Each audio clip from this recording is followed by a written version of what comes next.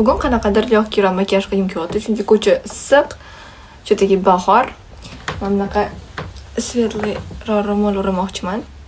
Поэтому shunga mosroq nimadir svetliroq, nежныйroq makiyaj qilamiz.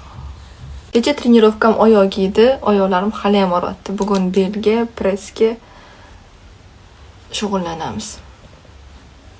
Menga umuman bo'yamay chiqib ketardim, shunaqa bomji staylda. Lekin oyim blogerlar chiroyli bo'lib yurish kerak deb urishdilar. Так что hammasi sizlar uchun. Bu qanaqadir естественный makiyaj bo'lishi kerak edi. Lekin естественный makiyajga o'xshamayapti.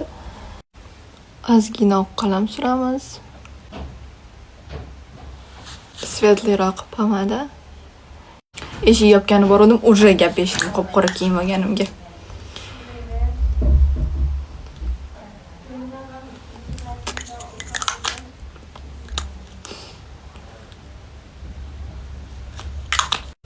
Bleskam qolmabdi.